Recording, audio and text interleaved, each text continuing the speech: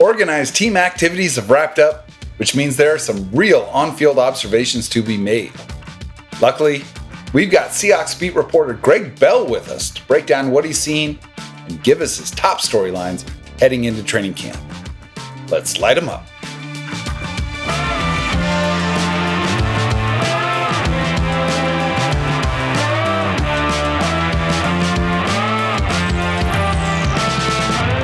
I'm Jacson Bevins, and this is Cigar Thoughts.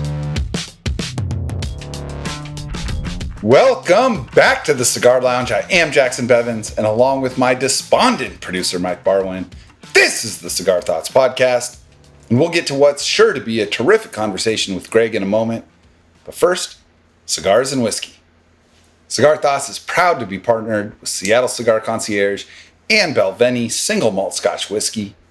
Seattle Cigar Concierge and I have teamed up to release two versions of high-quality Cigar Thoughts stogies, both of which you can purchase by following the link on the show page or by visiting cigarthoughtsnfl.com. Mike and I love doing this show, and there are two ways y'all listening and watching can help support it so that we can keep the episodes coming. One is by purchasing the cigars, and the other is by subscribing to our YouTube channel at Cigar Thoughts, where you can watch full episodes as well as the funny and insightful clips that Mike puts together. Give a thumbs up to the stuff you like, and let us know what you think in the comments. And of course, you can listen to us everywhere you get your podcasts. And look, with OTAs and minicamp over and training camp a few weeks away, we thought it was a perfect time to take the temperature of the 2025 Seahawks. And you'd be hard-pressed to find anyone better to do that with than the man joining us today. He has covered the team both insightfully and even-handedly for the News Tribune for years, and is one of the best Twitter accounts out there for those wanting to stay up to date with the Seahawks.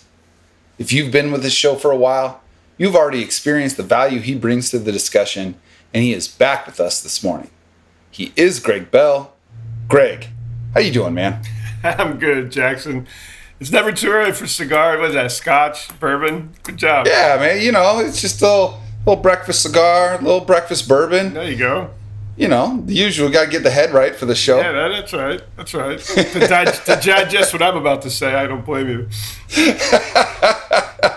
Fair enough, man. Well, that's why we brought you on. And, last episode, we got insight on this team from more of a national perspective with Gregg Rosenthal. So we figured we'd go from outside Gregg to inside Gregg and get your boots on the ground takes after watching OTAs. But before we do, let's rewind a little because it's been a bit since we chatted, and I want to go all the way back with you to March when the team traded Geno Smith and DK Metcalf, replaced them by signing Sam Darnold and Cooper Kupp. I'm curious, what was your reaction when you heard about the trades? And then, as a follow-up, how well do you believe Darnold and Kupp can replace Geno and DK? Well, Jacson, first of all, way to stay with the 3 Gs, Rosenthal and 60% club. Yeah, I appreciate that. It really told me that both moves, the Smith and the Metcalf trades, told me that this is now totally Mike Macdonald's team, way more than this time last year. And here's how so.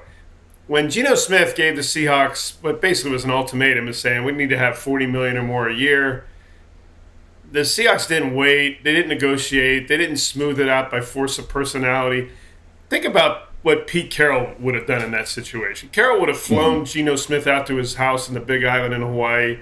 He would have smoothed him and said, we can work this out. Smith would have listened and gone for it because Geno Smith owes his career to Pete Carroll. Mike Macdonald has none of that. And so when Geno Smith wanted to play hardball with the Seahawks and money, Mike Macdonald said, fine, pivot. Who's next?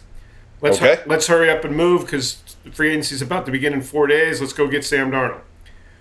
At the same time, when DK Metcalf told the team, I'd like to shop somewhere else. I think I might get a better deal somewhere else. It wasn't let's make this work that Pete Carroll would have made. I mean, Mike Macdonald didn't take his shirt off at the combine in Indianapolis with DK Metcalf. There was no prior relationship there.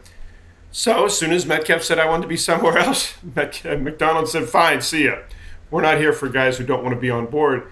So it's so black and white as far as personnel goes. It was so personality driven and relationship driven with Pete Carroll.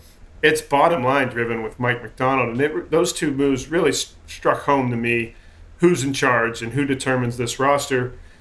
And McDonald wasn't in that position, of course, this time last year, or even March of 2024. He was still moving guys into their offices and hiring coaches, let alone getting involved in the personnel side. So the biggest difference in all of this offseason I can encapsulate, Jackson, is that last year McDonald and his 23 coaches had to pretty much inherit what John Schneider and the personnel side wanted to do: draft, evaluation, free agency, contracts. And this year it's the opposite. And McDonald had much more of a say. Their offensive line coaches obviously had a huge say in the draft by drafting Gray Zabel #1. That was a Rick Dennison and John Benton / Clint Kubiak move, something the Seahawks had not done well since Steve Hutchinson in 2001 drafted an interior lineman that high. So they have completely changed their personnel acquiring and evaluation approach to the coaching staff out of the personnel front office side in the last year. Okay. So you get the sense that this is not John Schneider just making the moves. I mean, it's never going to be unilaterally, but it was always billed to us as like a hand-in-glove approach with John and Pete. Do you feel like McDonald, specifically when it came to the Geno and DK trades, had the same kind of influence on that Pete would have had? No, because I think, well, I know that Carroll had, of course, the final say of everything, and Carroll had the relationship piece going back to years and years for Geno Smith and Metcalf that McDonald didn't have. So the final authority in this matter became the GM, and what's the bottom line, and what can we get in these trades, and who can we get? Oh, we can get a quarterback that's 8 years younger and $10 million a year cheaper. That GM sounded pretty good with that. In the past, that would have been something Schneider might have wanted to do, and then Pete Carroll would have said, no, we're going to make this work. And so that's the difference of influence, is that McDonald, these were John Schneider's moves, but McDonald didn't stand in the way or raise his hand and say, no, I'm going to fix this. This I have a relationship with this guy. Mm-hmm. McDonald's relationship is, are you winning games for me, and do I think you can win? I can win games with somebody else, and that's really where the difference is. Not so much influence as the relationships and the intangible pieces of coaching-player relationships, just so different. The dynamics, of course, obviously so different. The oldest coach in the league and the youngest coach in the league. 15 years here and 1 year here. So that's the result. I have a tough time kind of just swallowing the spin that we get from teams a lot of times when big-time players leave. And the narrative is almost always, especially if they still feel like there's good years left, is, well, hey, they didn't want to be here, and so if they don't want to be here, we don't want them here. And oftentimes, I think that that's a little cover your ass speak for we weren't able to get it done, or whatever else it might be. Do you get the sense that it was like Geno and DK weren't a fit with Mike McDonald personality or scheme-wise, or that they truly didn't want to be here, or was it a purely financial decision? Oh, money. If Geno Smith asked for $30 or $35 million a year, he'd still be the quarterback, and he'd be the quarterback under contract through at least next year or 2027.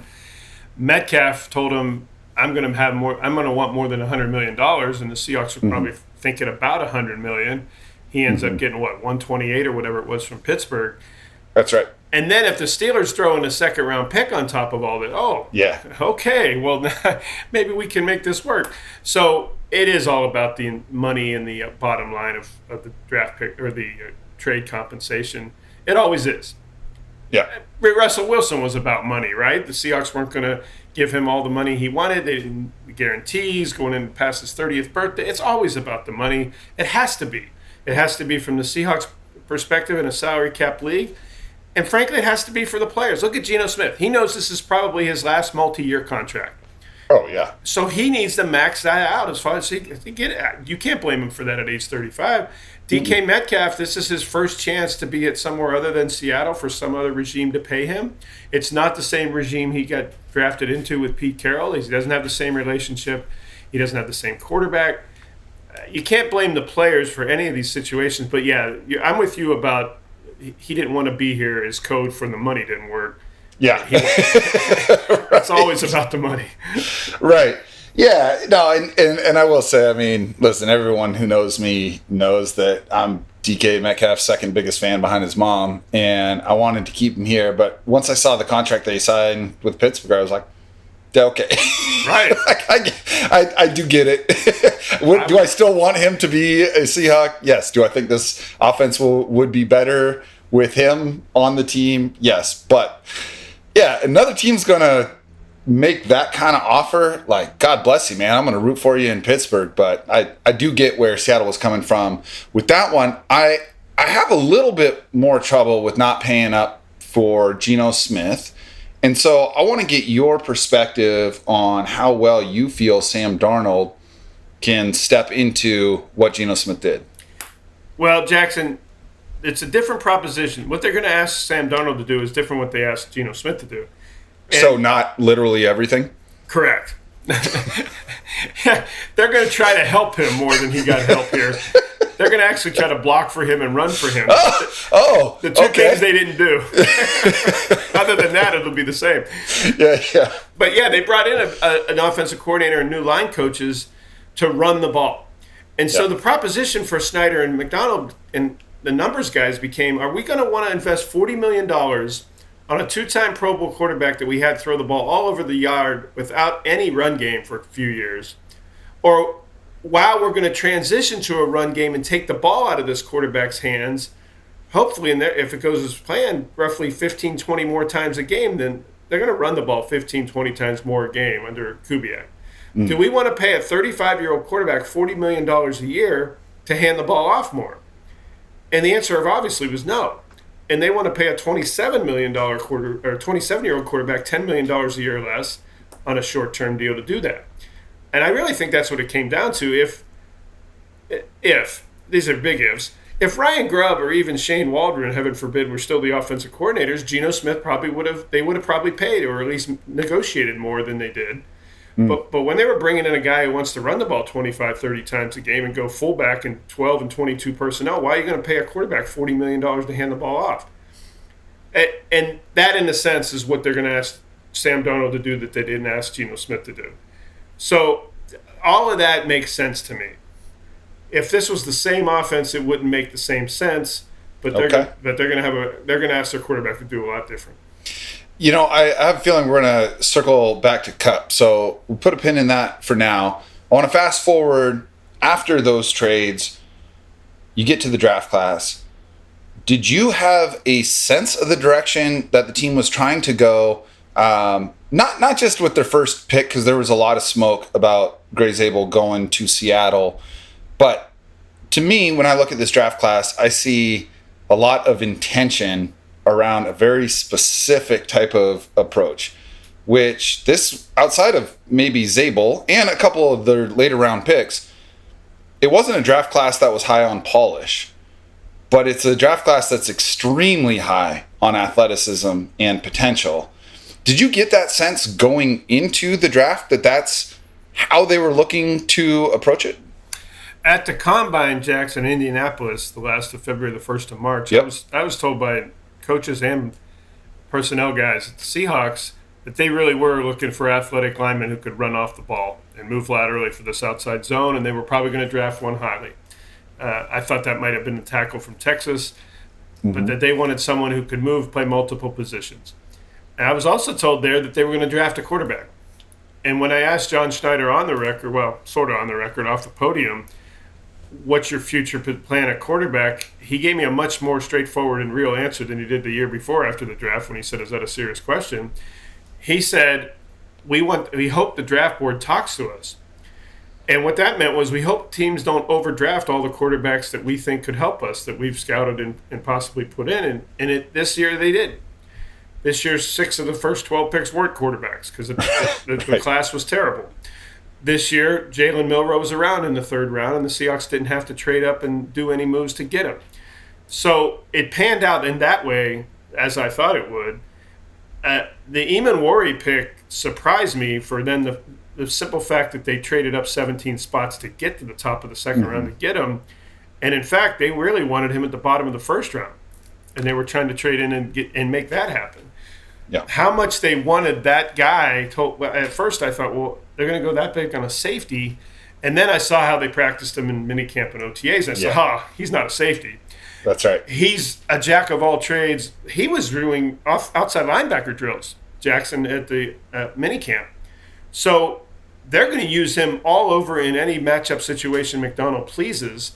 And that's why they traded up 17 spots to get him. But to answer your question, no, they told me when I learned when I heard at the combine, I was like, yeah, okay, we'll see.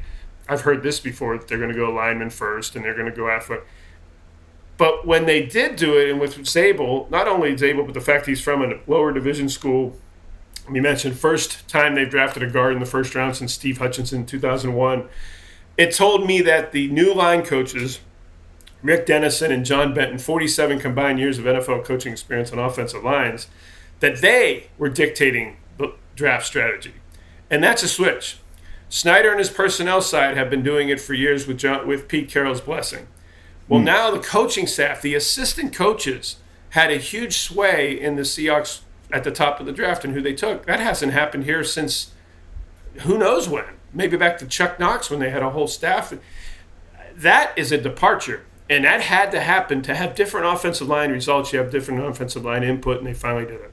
It speaks to me, and you can tell me if you don't agree with this. I certainly, if you don't agree, please tell me, because that's where the best conversation comes from. But for me, it seemed like this draft class was a vote of confidence in the coaching staff, because you have a lot of athleticism. I mean, you look at Gregg Zabel. He was, if you go by relative athletic score, he's top 5% as a tackle. You plug that into guard, he's top 1%. You've got Nick Emmanwori, who is the most athletic defensive back that the Combine has ever seen when it comes to testing. You've got Elijah Arroyo, who kind of the consensus is would have had the highest relative athletic score among tight ends had he tested. And then you get guys like Cabledew late in the draft, who's another kind of freak athlete. It just feels like, hey, if you give me the high quality clay, me and my guys, Mike McDonald talking, me and my guys can sculpt them. Do you get that sense? Or was it just like, no, we felt like these were the best players, they just happened to be great athletes? Well, in the specifics of the offensive line, absolutely feel that way. And in Emmanwori's case, the head coach is going to coach him and use him however he wants on defense. So absolutely that was a nod toward Mike McDonald. But yeah, to answer your question, I was really interested to see going into the draft, are they going to change how they evaluate and draft offensive linemen? In that, are they going to rely on their coaching staff rather than the personnel side and the scouts? Because it has not worked for the last 10 years in Seattle. We don't have to remind Seahawks fans, offensive line and linemen, the evaluation and drafting has failed, and signing free agents for that matter. And so the input had to change to get the output to change. You're gonna bake the same cake if you use the same ingredients. Well, they finally got different ingredients in this draft in John Benton and Rick Dennison and Clint Kubiak. And instead of just hiring them to be coaches, they allowed them to be personnel evaluators and eventually drafters. And, I mean, let's face it, they did not scout Gregg Zabel when they were looking at Jalen Sindell out of North Dakota State 2 years ago. They did not scout Gregg Zabel at that time for outside zone because the Seahawks weren't running outside zone. So they hire outside zone Dennison and Benton in January, February, and they pivot immediately to outside zone as their top pick. Yeah. That's how different this draft was and the coaching staff. If those two coaches aren't on the staff and Kubiak is the offensive coordinator, Gregg Zabel's not the number one pick. So that's how influential the coaching staff was, and that's how it had to change. Now we'll see if the results change, but at least the ingredients to the cake have changed to give some hope for the Seahawks offensive line's results will change. Well, it's encouraging because, I get the failure is a part of the job. You're not just going to have elite positional groups, elite draft picks, elite free agent signings and trades all the time. Even the best teams have a higher failure rate, I think, than most of us would imagine. But it is frustrating to fail the same way over and over again. And all I want with the approach to the offensive line from Seattle is to fail differently. And it feels like if it doesn't work, it won't be because they still have been trying to do the same thing over and over again. They are at least going to fail differently, but it also presents another door where success could be on the other side of it. And, this is the time of year where fans of every team are having the if conversations, right? If Charles Cross continues to develop, if Abe Lucas is healthy, if Gray Zabel is worthy of his pick in the middle of the first round, if some of these other guys emerge, all of a sudden, we might be talking about a competent offensive line. I'm not going to sit here and say, Seahawks might have one of the better offensive lines. There's like 5 good offensive lines in the NFL. And after that, it's just to what degree do you suck? I am just needing Seattle to be like average suck, because I think that there's enough talent in the skill position group and certainly on the defense that if you're not losing games because of the offensive line, you could be really competitive. Right. Don't be sinkhole suck. Put another way, if you're Sam Darnold, if you're a Seahawk fan, would you rather have Laken Tomlinson at left guard or Gray Zabel? Right, Gray Zabel. So there you go. They have improved. Whether it results in them playing offense the way they want to with the quarterback they've chosen and the offensive line, offensive coordinator systems, we'll see. But as to your point, they could not keep doing the same thing and expecting different results. That's what the old definition of insanity is, right? So they have at least changed that. They have changed the way they evaluate. They changed the way they drafted. Now let's see how that works. Let's see if Christian Haynes really could start in this system at right guard.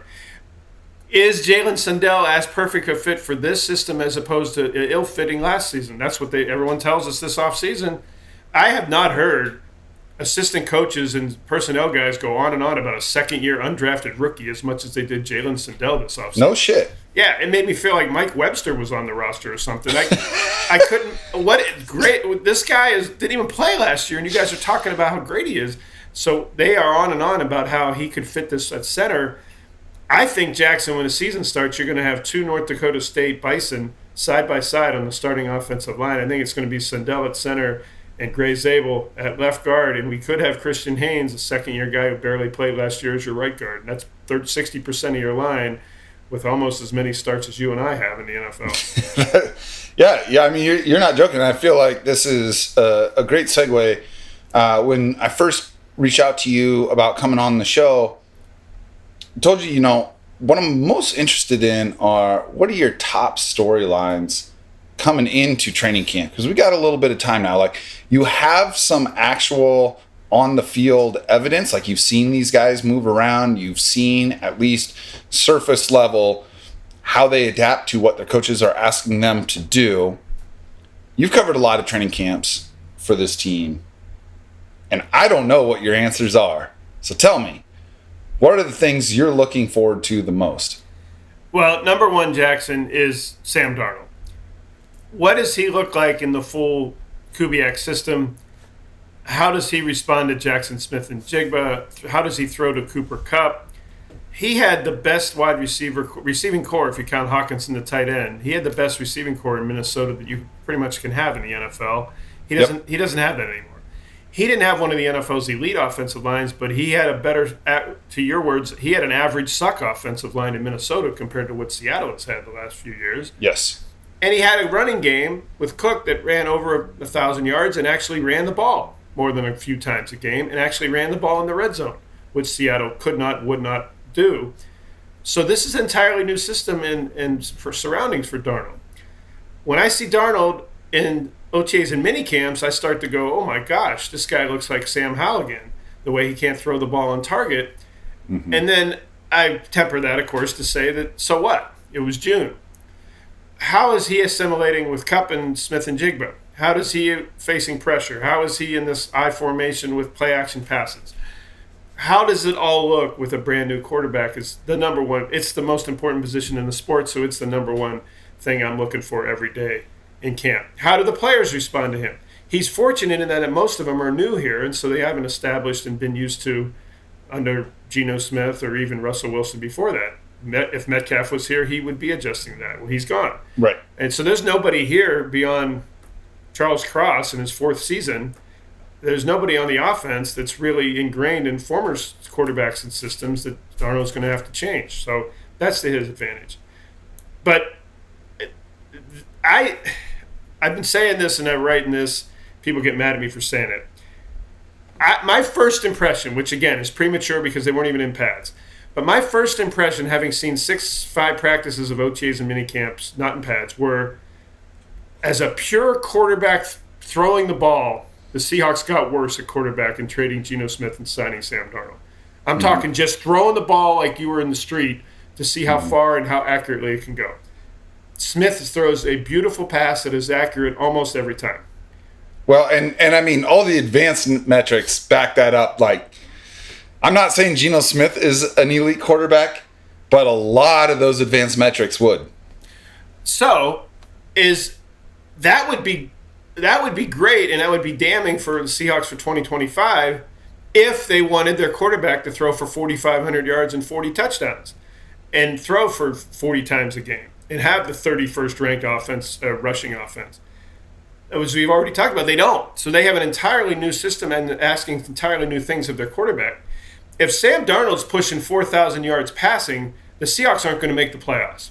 It means that the system has failed. Kubiak has not run the ball. It means that Kenneth Walker's probably injured. It means the new offensive line's not run blocking. It means that Walker's probably not averaging more than the 13 carries and 52 yards he had per game last year.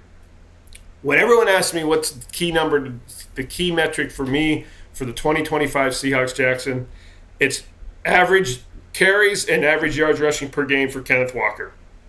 He's in a contract year behind a new system that wants to run the ball all the time.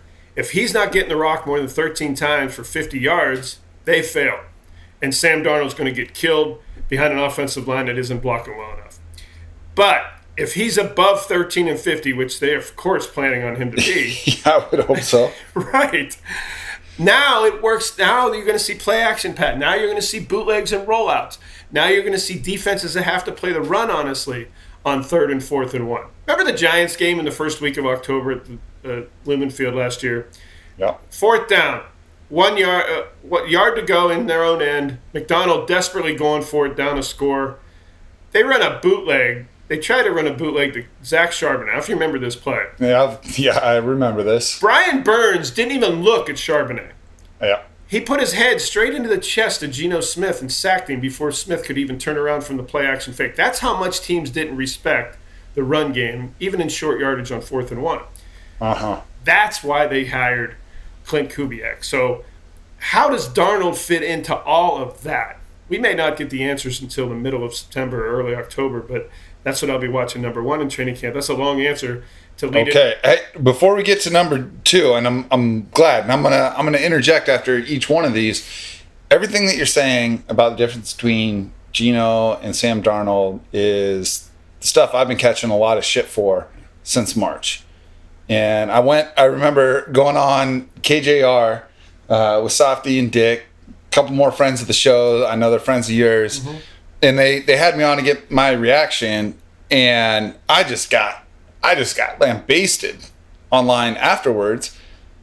Most notably because I said, I don't think there's a single thing that Sam Darnold does as well as Geno Smith. And that sounds hot takey and it sounds a little over the top, but it's like, what is the thing that Sam Darnold does better outside of costing $10 million less and being, half a decade younger? Because you mentioned Sam Darnold was in as close to a perfect position with Kevin O'Connell calling plays, Justin Jefferson, Jordan Addison, TJ Hawkinson, the 3 sons, as I call them, in Minnesota, a very competent offensive line, and he was great when everything was put together. As soon as they had injuries on the offensive line, their receiving options didn't change. Sam Darnold turned into the Sam Darnold that everyone was skeptical of. The biggest challenge for me to get to, okay, you know what?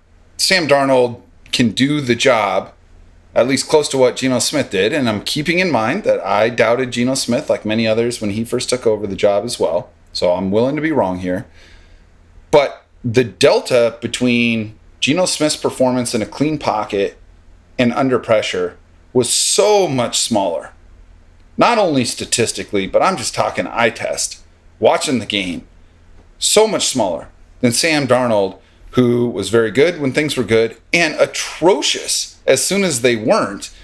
And it sounds like we're not really going to see if Sam Darnold said that in his opening press conference with Seattle, that he needs to get better at playing under pressure. Well, look, man, you're just going to be under pressure. Look at this division. You're just going to be under pressure in Seattle.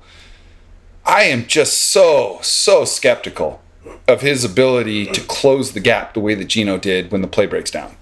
Yeah, and so they're trying systematically to prevent that with the run game, with two backs, with a fullback, with two tight ends. They're going to scheme around. They saw the Lions and the Rams destroy Darnold at the end of last season when it really mattered the most.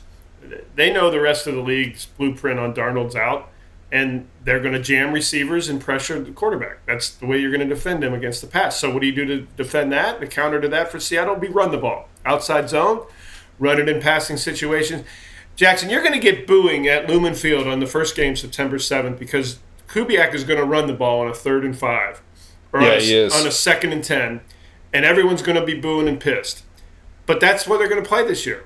They don't want to put Darnold in a situation where he has to face blitzes and press coverage on an obvious passing down.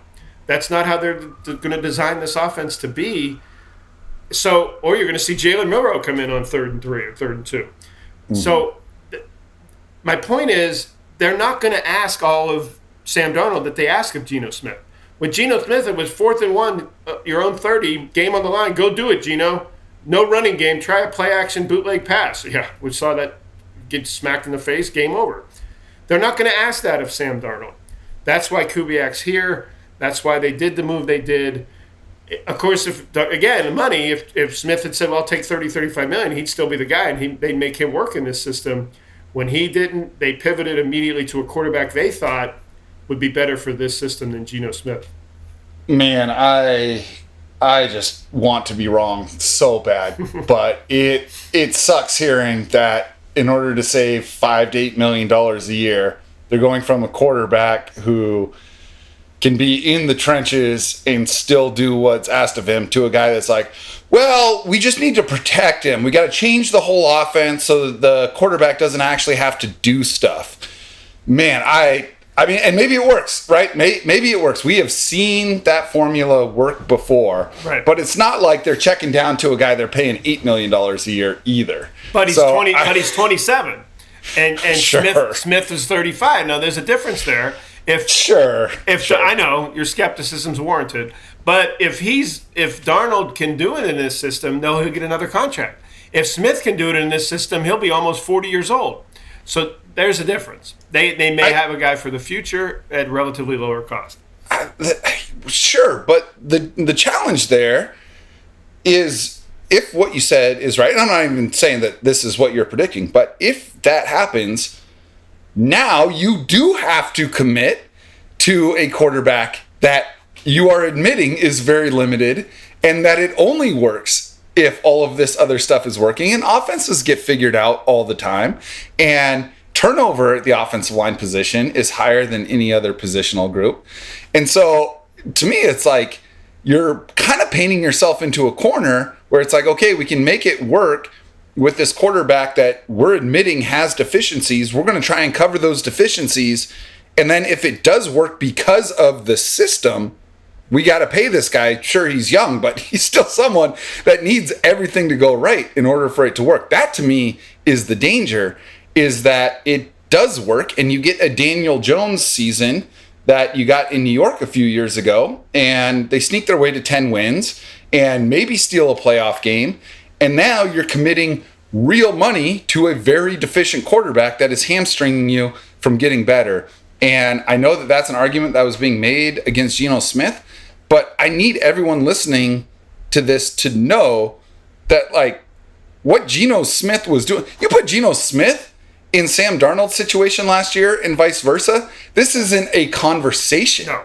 Geno Smith throws for 5,000 yards and 40 touchdowns with the Vikings last year. Yes. And they go undefeated, and they have home field advantage and probably make the Super Bowl. And these are all hypotheticals, but absolutely. I said it. I think I even said it on your show. Geno Smith was part of the solution in his time in Seattle, not the problem. The problems were all around him, and at times you could have called him Hercules for what he did with what he didn't have. Dude. 4,000 yards passing, first two Pro Bowls. I know Pro Bowls are easy to get now, but first two Pro Bowls of his career, the first playoff start, he broke 7 combined team records in 2 different seasons. Yeah. With no running game and no offensive line. Yeah. Yep. So anyway, that's where I'm at on quarterback. Sounds like that's where you're at quarterback. I do see the vision from the team. I hope that I'm wrong. It does not seem like the right vision. Honestly, between you and me, I'm hoping that, Sam Darnold is a very professional quarterback so that Jalen Milroe can learn enough to not have the team convinced that they need to give Sam Darnold a Daniel Jones contract. That's where I'm at right now. Could be wrong. Hope that I'm wrong.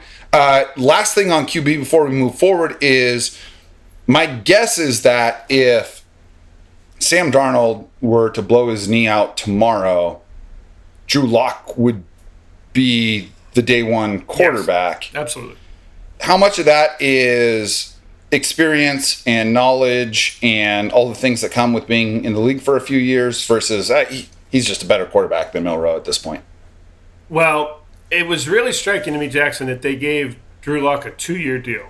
They haven't given a veteran quarterback a 2-year contract since they started, since the post Tribune Boykin disaster scenario when Boykin had to play, and it scared John Schneider into always now getting... You're talking about backup quarterbacks that haven't given a multi-year deal to a backup quarterback. Yeah, Hundley, go down the list. Drew Lock is first Magoo. time. Alex Sure. Magoo. But either they were rookies drafted or they were undrafted rookies or they were one-year deals. And in the case of Drew Lock, they inherited the last year of his rookie deal, and then they gave him a 1-year deal to come back. The 2-year deal strikes me that's their hedge, that if Sam Darnold goes back to New York Jets, Carolina Panthers, Sam Darnold, we're putting Drew Lock in. Mm-hmm. And that would if they go 2-8 and he's leading the league in interceptions, it's Drew Lock's team. And it is. And I think so. And that's why they signed him for 2 years. A lot of people in the building still like him and know him. He doesn't know this coaching staff, but he knows Jacson Smith-Njigba, for instance, and Noah Fant and Charles Cross, and he's not a foreigner. But right. The 2-year deal really talked to me that he's more than just a backup, that he could be a viable. He opened some eyes that Monday night game when he beat Philadelphia in Lumen Field a couple seasons ago. The Giants paid him $5 million, and the Seahawks weren't willing to do that for 1 year as a backup at the time. So now Milroe is a 3-year plus project. I saw him incrementally, not even exponentially improve from the start of rookie minicamp to the end of the minicamp last month in mid-June. His accuracy throwing the ball looked like night and day in a month and a half. And it made me think, well, if he can be like this in a month and a half under NFL coaching and Kubiak and Andrew Janocko, the new quarterback's coach, what could he be in 2 years? This is essentially a 2-year deal for Darnold. I know they can get out of it in relatively less guaranteed money after 1, but after 2 years, they'll have the decision point going into the final year of the deal, the same decision point they had with Geno Smith this offseason. So he's got 2 years to prove whether he deserves to be here, Darnold, beyond that contract. 2 years is what the Drew Lock contract, his backup, happens to be. Milroe's, of course, under contract for 4. In the meantime, they have a dimension at quarterback with Milroe that they had never had. You can think of Terrell Pryor, but Pryor never played. You can think of Seneca Wallace, but they put Wallace in at wide receiver at times, and they also had Matt Hasselbeck out at wide receiver when Wallace was in the game. They have not had a quarterback replace their starter and completely change how the defense defends him. They haven't. They haven't had a Jalen Milroe. And they are going to put him in the game. You mark my words, first game, week 1, he'll play in the game at least 6 times, so that the 49ers, then the Steelers in week 2, and everybody else the rest of the season has to spend 6-8 hours a week game planning for him. Yeah. They will do it. Yeah. And it'll be bootleg, it'll be quarterback power, it'll be quarterback draw, it might be tush push. But they're going to have Jalen Milroe running and getting used to being in an NFL game in some leverage situations, third down. Well, and this is Taysom Hill's offensive coordinator, right? Exactly. I mean, there's a blueprint for it's not like, oh, we need to figure out some plays to get this quarterback, in these specialty situations that can also run and whatever. I mean, Taysom Hill, like Seahawks fans know, Taysom Hill had like a 50-point fantasy game against them a couple years ago. So yeah, we know it, and it sounds like, by putting Milroe in some specialty situations, probably short yardage type stuff, goal line type stuff, it's almost like castling your rook or your knight in chess, where it's just kind of like a back end move. It's something to think about. It's setting up for later, but it's not really a move that's like taking pieces off the other person's board. And I do like that. I'm a big fan of the game within the game stuff. So that part is pretty intriguing to me. And you and I could spend the entire show talking about quarterback, because I do think it's more interesting in Seattle than it's been in a long time. Oh, yeah, absolutely. But I do want to move forward to some of the other things that you're looking forward to here in training camp. Who's going to work this offensive line system? Is Jalen Sennell really going to be the center? Oluwatimi's had almost three different opportunities now to claim this spot. Last preseason, before they signed Connor Williams, during the season, and now this offseason. And they keep sending challengers his way. I'm not convinced that they think Oluwatimi's the guy. Mm-hmm. And I think, the fact that Christian Haynes was taking snaps at the end of last year at center was really telling to me. He's never played center in his life before. So who is it going to be at center? Who's it going to be at right guard? We talked about earlier. And it's Gray Zabel. Gray Zabel was the quickest guy off the line in OTAs and minicamps. Quickest guy. I remember you writing that, yeah. It was noticeable. And you're like, oh, okay, I see why they picked him. And that's Charles Cross and Abe Lucas included. Absolutely. So his hat, 76's hat, was the first one moving off the line of scrimmage at every snap. So he's the quickest, most athletic guy already. How's this all going to work? Are they going to be able to go outside zone exclusively the way Kubiak and Dennison and Benton want to? How is Kenneth Walker looking behind that? Now, he's not going to get hit in training camp, but it wouldn't surprise me, Jackson, if we have the most physical training camp we've had in a while, because they're going to want to see this blocking system in live blocks with full contact, full line of scrimmage play. So, and McDonald's going to send the kitchen sink with him and changing looks at the line and all of that he does. So you could see the offensive linemen play more in preseason games than they usually do. I know for sure they're going to play like they did last year in Tennessee. They're going to be on the field a lot in those joint practices in Wisconsin against the Packers the last preseason week in August. How's this all work? Because as I said, my number one thing I'm looking at, Sam Darnold, he won't even matter if the offensive line isn't playing. Right. It won't matter who's a quarterback if this outside zone run game doesn't have the linemen and they don't block. So we'll see more of that when the pads come on 4 or 5 days into training camp than we've seen thus far. So far it's completely a blank slate. And then when the pads come on and they really do try to scheme against the offense in practices, I'm fascinated on how McDonald's going to use Nick Emmanwori. Yeah, okay. I was really hoping he was going to be on your list, because with the offensive line, I think you and I are both in the same boat. It's just wait and see at this point. Yeah. But with Nick Emmanwori, if I can torture the chess analogy even more, if he's good, he becomes the queen on your board. Absolutely. And queen's a good analogy because he can move in any direction and they'll use him in every position on the board. I've been around this game a day or two, and it surprised me when they threw Cam Chancellor and Kyle Hamilton's name willingly when they drafted. Yeah. Because I was doing that before the draft because I was in love with this kid. Right. And taking the commensurate heat, not saying he was going to be either of those, but just that it seems like a lot of the same ingredients are there. When you see him in his pads, and he wasn't even in pads, in his shell, wearing number 3. He looks exactly opposite of the old number 3. Sure. He looks bigger than Cam Chancellor. And I don't say that lightly. I covered Cam Chancellor. He redefined the safety position. Teams' offenses had the game plan against him like none other. He was elite in a class by himself. But Emmanwori just walking onto the field is bigger than Cam Chancellor. And that's before I've seen him have shoulder pads on. That's crazy. And I'll interrupt here just to say the first training camp practice that I ever covered, I was sitting there and I was looking down at the sideline. I'm watching the DB drills. And I'm like, oh, they got one guy wearing pads. That's interesting. And I realized, no, it was just Cam Chancellor in his jersey. Yeah. And Emmanwori's bigger than that at 22 years old or whatever he is. I think he's 20, just turned 21. Yeah. 220 pounds, and I think he's bigger than that.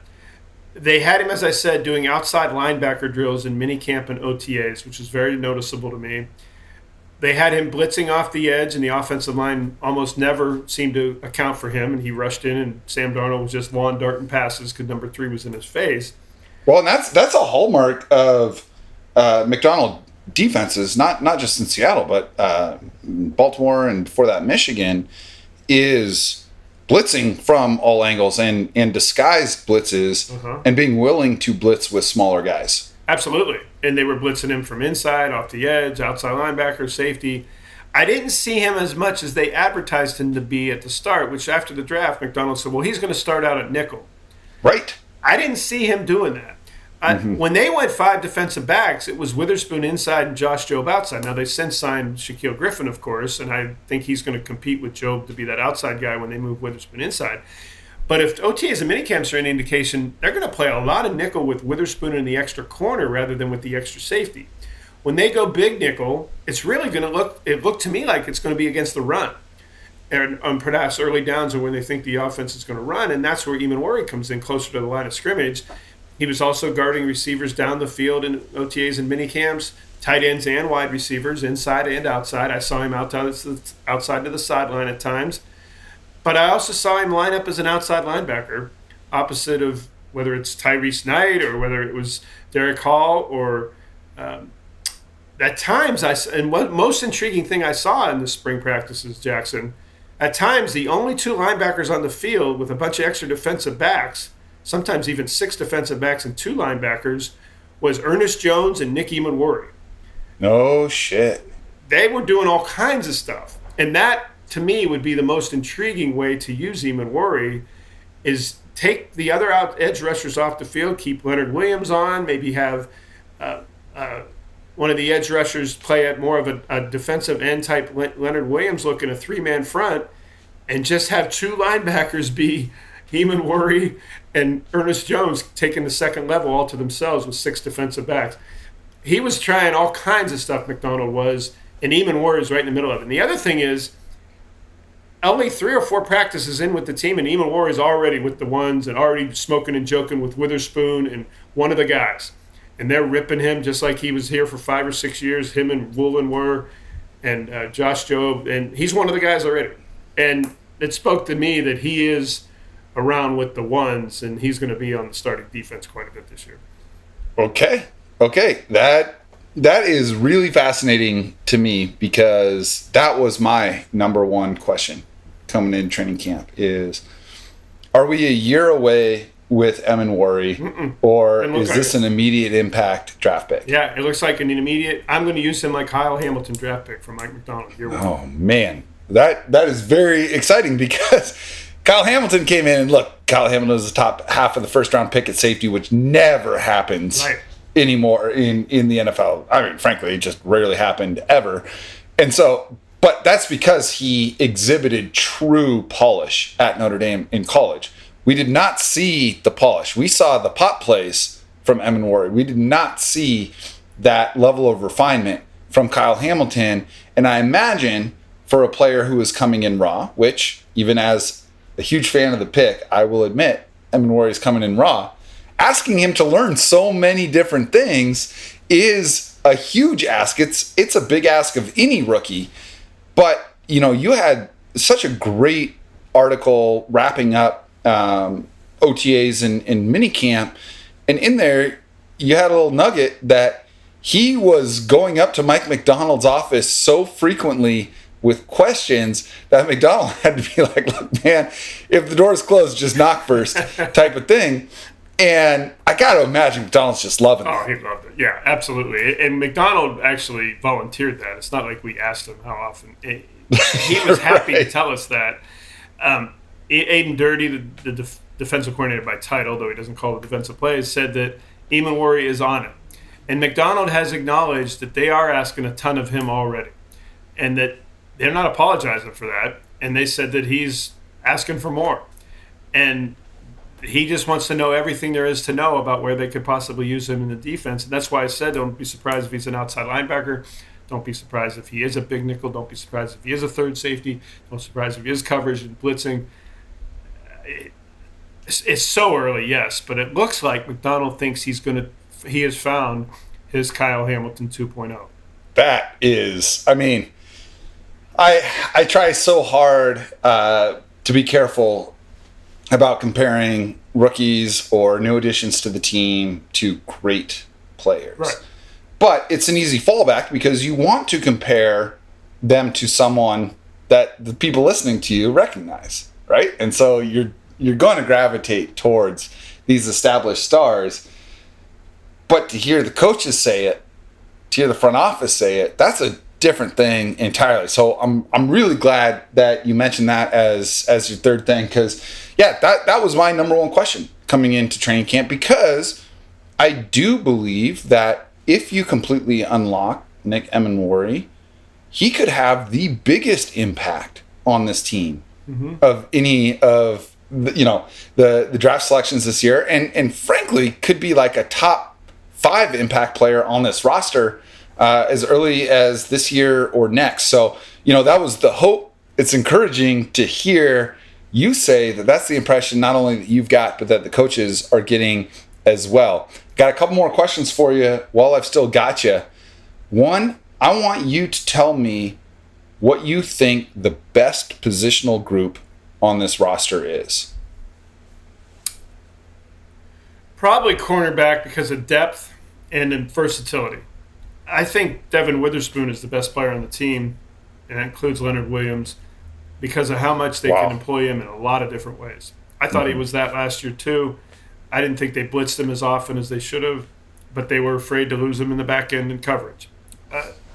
Emmanwori could be also affect the way they use Witherspoon, but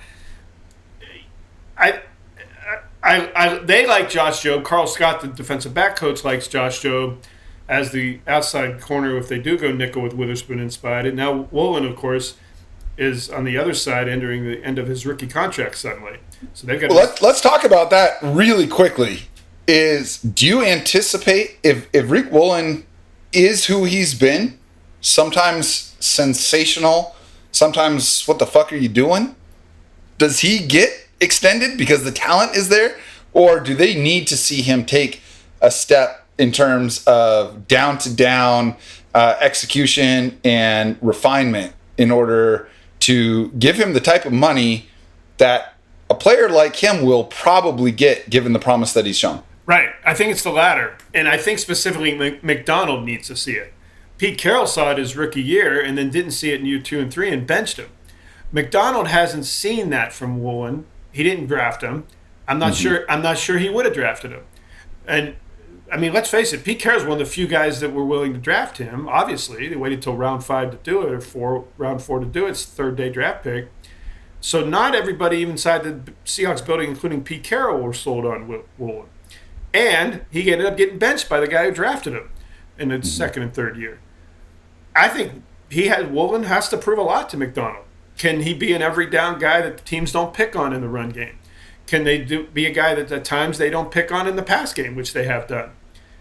You don't want a corner who has some kind of deficiencies teams target as a guy you're going to invest $60, $70 million in, to your point, on a second contract. The flip side of that, of course, is it's really hard to find guys at corner who fit your system for money that's any kind of affordable. I mean, look at Jalen Ramsey and what they're doing with the Dolphins and the Steelers right now. Yeah. It's hard. And once you think you might have a guy, you tend to keep him because of the nature of the position. It's the hardest position in the sport, quarterback included, because of all the rules stacked against him. Oh, my gosh. So, right. yeah. So if they think they have a guy that they can, and McDonald, that's what McDonald needs to see from Woolen. Is this a guy that I want to spend $70 million as a foundational player on for the years to come? And that's what this season is about to me for him, Rick Woolen. It's not a slam dunk. This is separate of Shaquille Griffin. It's a whole different proposition. We're not talking about that.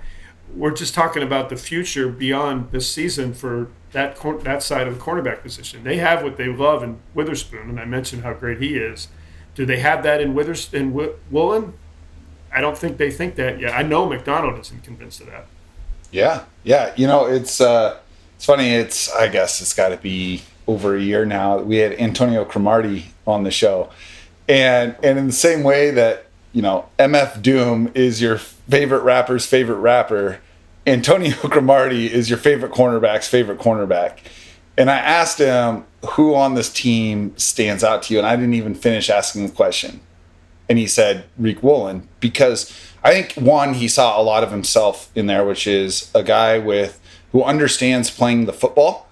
I think that there are a lot of good, sticky cover corners who, when it comes down to actually making the interception, are better at just breaking up the pass or cutting off a route. Rick Woolen has the pick off a pass and take it to the house type of level to his game that is more rare than I think most fans realize. And Cromartie, outside Deion Sanders, is probably the best corner I've ever seen at flipping the field with an interception. But Cromartie was also pretty goddamn rock solid with the other stuff and not afraid to tackle. And I am really curious what we see from Rick Woolen. I think another player that Seahawks fans have been high on, that I was high on when they selected him, but maybe didn't give us the year we were hoping, was Byron Murphy. How much of Byron Murphy's lack of filling the box score last year had to do with him not being as good as the team thought versus struggling to earn snaps again, with Leonard Williams and Jaron Reed having a terrific season and the interior of the line generally being good, versus, hey, his actual impact was greater than what shows up on the box score because he was beating blocks, even if he wasn't actually making the sack or the tackle for loss. I don't think they used him right enough last year. He only played. Murphy only played 49% of the snaps. Right. He needs to play 69% of the snaps. Jonathan Hankins, at age 32, in his 12th year last year, was playing 70%, almost 70% of the snaps early in the season. And he got broken down and tired so quickly that by the end of the season, he's playing 25-30% of snaps in games. That can't happen this year. But is that because Murphy wasn't showing what he needed to show? Well, they had Murphy as an inside defensive tackle on rundowns early in the season. They really never unleashed him like they did in training camp during the regular season. In training camp, he was up and down the defensive line. He was some 3-tech. I saw him outside at defensive end. He was pass rushing. That Chargers preseason game, he was manhandling everybody on the line from center out to tackle. And they didn't use him that way in the regular season. He mostly stayed home inside guard to guard. I would like to see him outside the guards, 3-tech, maybe even some edge, opposite of Leonard Williams sometimes, and move him around and get him in matchups that he can win. And also to play some nose tackle, because Jonathan Hankins can't be playing 70% of snaps again. Jaron Reed is back, yes, but if he's got to play more and in more spaces, to my point. McDonald loves to move everybody around. I could see Byron Murphy getting nearly 60% of snaps a game, both as a 3-tech, a little bit zero over the nose, and maybe even outside as an end. And that's where I think he could flourish and be better than he was last season. I don't think he was productive enough because they didn't use him enough. So if you had to predict that come February, we're talking about Byron Murphy, are we seeing him, in your prediction, as a guy worthy of being taken in the first round last year? If they use him more in more different varied spots, yes. Now, you still believe he's got the talent, he's got the chops? I do. Okay, because I do too. His quickness off the ball for his size is what's unique about him. He just beats linemen off the ball. Now, the linemen sometimes recover and are stronger than he. because he's still a pup. He's, 21, 22 years old. But the potential is there because of the speed off the ball. And a lot of times they want to use that over the center because he's a lot faster than a lot of centers are. And if you disrupt up the middle, you ruin the whole play, no matter if it's a run or pass. And that's where I think a lot of last year's was. But I'm telling you that he may be more valuable on more spots of the defensive line than they used him last year. I think he was worthy of the first-round pick, but he wasn't used like one. Yeah. Okay. All right. Last question for you. And it's not that I believe this is the greatest way to rank players necessarily, but I do think it's useful because you mentioned earlier Pro Bowls are easy to come by now. So many people opting out, so many injuries, all these things. You're not going to hit me with this NFL top 100 nonsense, are you? Yeah, I'm about to. And here's the reason, because I don't know of a better way to just rank guys straight up. So let me ask you this. And you know what? I'm going to give you the leeway to reframe it if you want. But I'm looking for something measurable. And my question to you is, a year from now, which player on the Seahawks is ranking highest in either the NFL top 100 or any other rankings, I get your point. thing that you want to go with? Who is the consensus best Seahawk? Devin Witherspoon. I think he's there already, but I think they're going to use him as a pass rusher more this year, a blitzer more. I think he's going to impact more games. I think how McDonald may move him around more and disguise him and hide him than he has in the past. Inside, outside. Is he in nickel this time? Is he coming? Is he staying? Is he going to be the high post? Is he going to cover a slot? They're going to hide him a little more, and I think he could make some big plays, interceptions, and fooling quarterbacks. Think Leonard Williams against Aaron Rodgers in the Meadowlands last year when it looked like Leonard Williams was going to rush. He dropped off. He fooled Rodgers in the in route, intercepts the pass. That may be what a defensive back version of Devin Witherspoon this year is. So I've said it for last year too. He's the best player on the team, and I think they're going to use him in a very different ways than it compared to last year. That's really exciting. He would have been my second. Who would you say number one?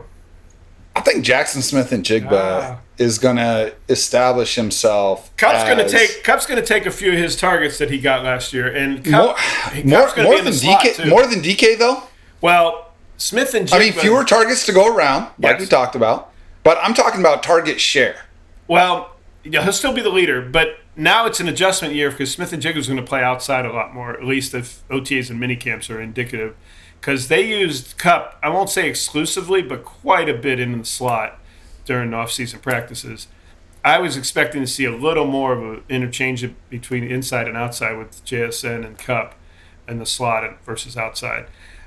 Marquez Valdez-Scantling seems like their new ex-receiver, for better or worse. And right.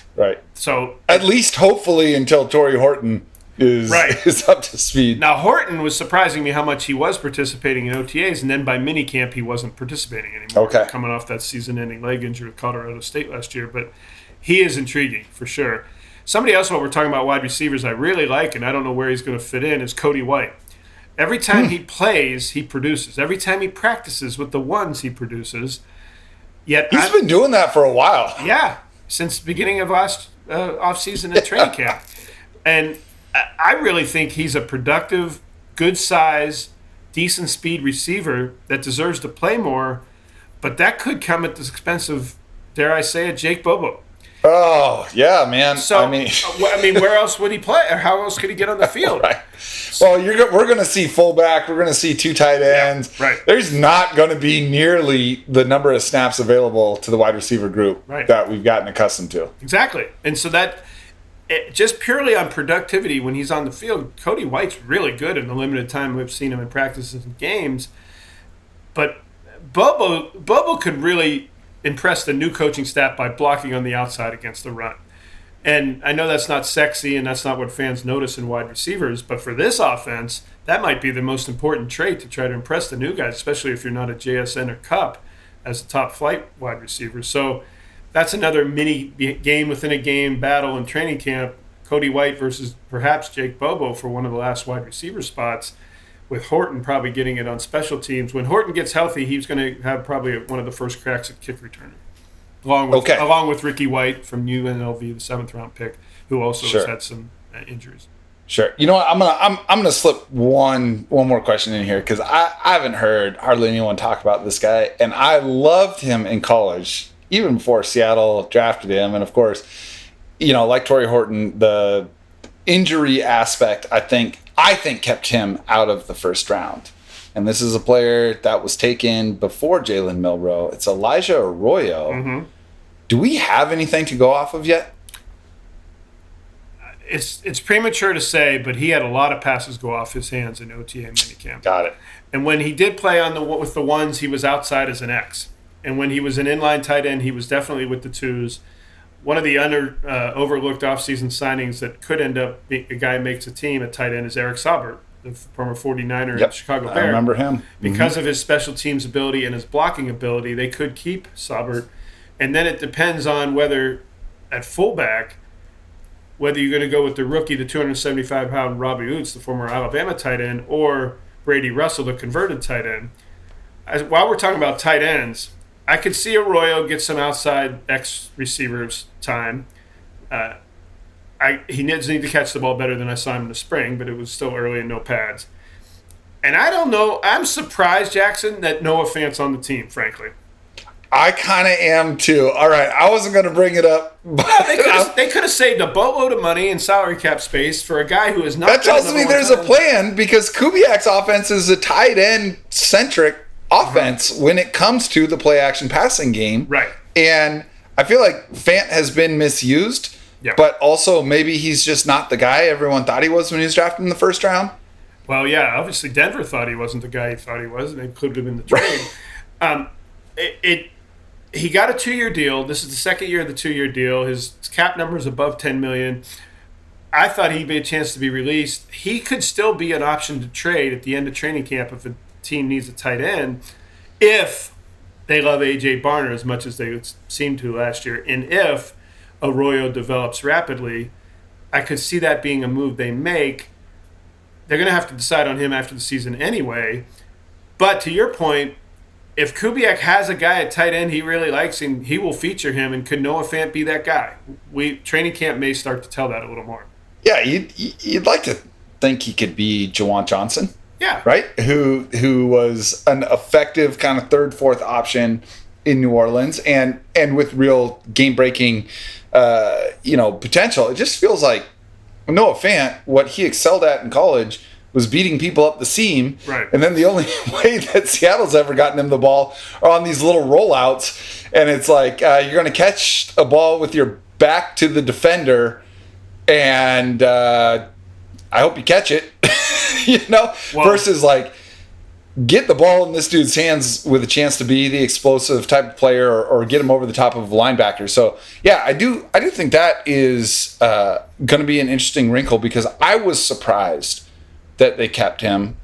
And for as much as we all love, the gritty stuff that A.J. Barner does and as exciting as Arroyo is as an athlete, I feel like Noah Fant still has the highest potential of any of the tight ends on this roster. And to your point, Kubiak, if he has that, Kubiak will find it. His scheme will feature that.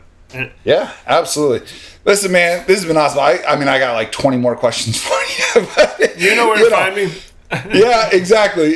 We'll save that for the text. Listen, Gregg, I appreciate this so much, man, and for letting me interrupt what is really your only chance to catch your breath from the Seahawks all season. The fact that you made time to join us is awesome. And it's funny, when we had Greg Rosenthal on, the George Pickens trade happened right as we were starting the show. And then today, Pittsburgh, who I know you follow closely, you're a Pittsburgh guy, added Jalen Ramsey and Jonnu Smith.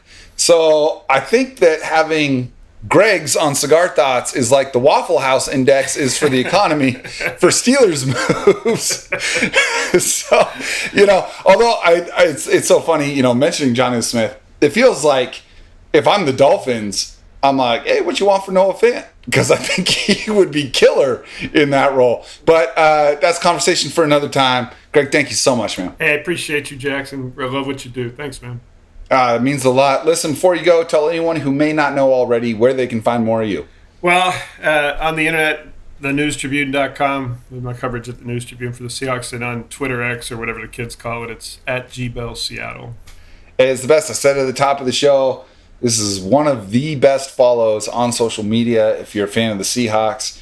And at this point, if you made it this far in the show, you know why. So, again, a huge thank you to Gregg. And, brother, I hope we get a chance to do this again soon. Anytime. Thanks, man. All right, y'all. Man, it is good to be back.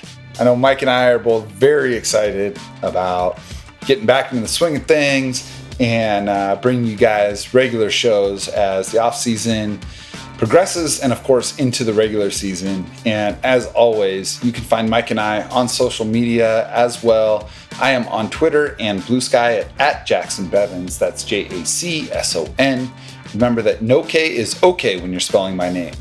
Mike is on both at Mike Barwin, and the show itself is at Cigar Thoughts on Twitter and at CigarThoughtsNFL.com on Blue Sky. You can catch full video episodes on our YouTube channel at Cigar Thoughts. Find the rest of our socials at CigarThoughtsNFL.com. As mentioned previously, this episode is brought to you by Balvenie Premium Single Malt Scotch Whiskey. Y'all know I'm a huge fan of their lineup, and we are thrilled to have them on board as a sponsor of the show. One of the great things about a great Scotch is how well it plays with a good cigar, so once again, we do have our own special release of cigars that you can purchase at a terrific price as a listener of the show.